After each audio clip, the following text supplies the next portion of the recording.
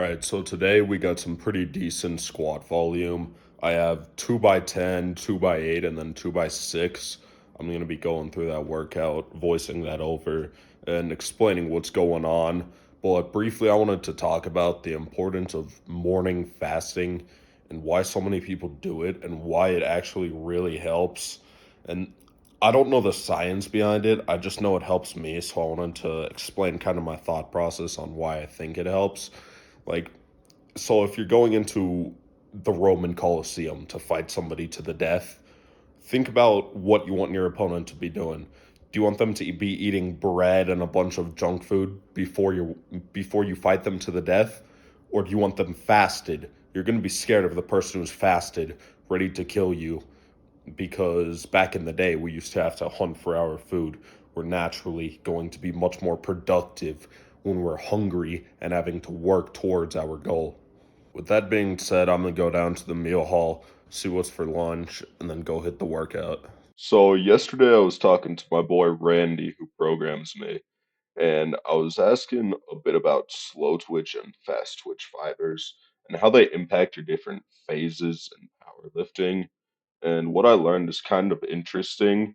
So basically, since I'm a bench specialist, we don't want to give me too much hypertrophy oriented stuff because that's going to build me slow twitch fibers. So if we go into hypertrophy for too long, I'm going to lose the amount of fast twitch fibers I have, and that's why I'm so strong in bench.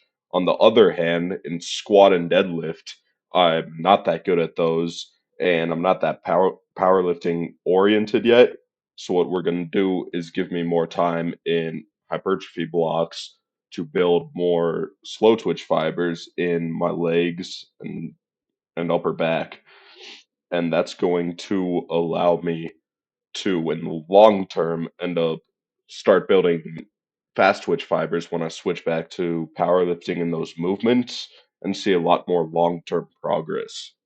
So, as a lot of you who have viewed my channel before might have seen, I tested in the top 1% for testosterone at 934.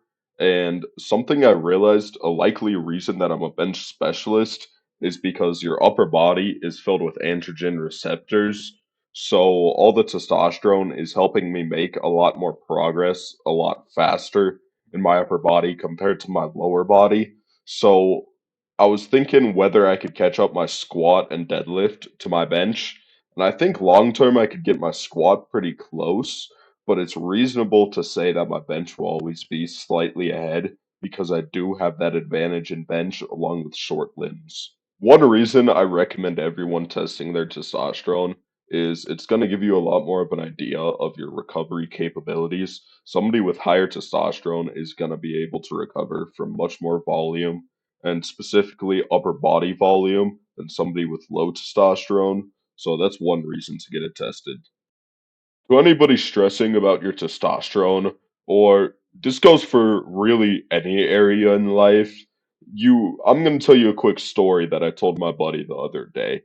He was asking me, Jacob, is it bad to be egotistical?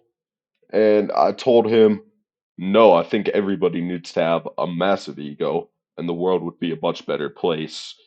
But most people wouldn't understand what exactly I meant.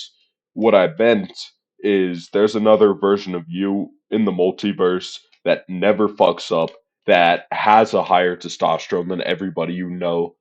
The version of me would have 1200 testosterone, not 900. That's the version I want to become. So I have a massive ego towards becoming that person, not towards becoming better than others. Well, I know I could become better than others. That's where the ego comes from. So if you develop this ego and follow really closely to the version that never fucks up, then you're going to feel much better. You're going to get much more done, and you will no longer be stressing about this stuff because you know you can handle any situation.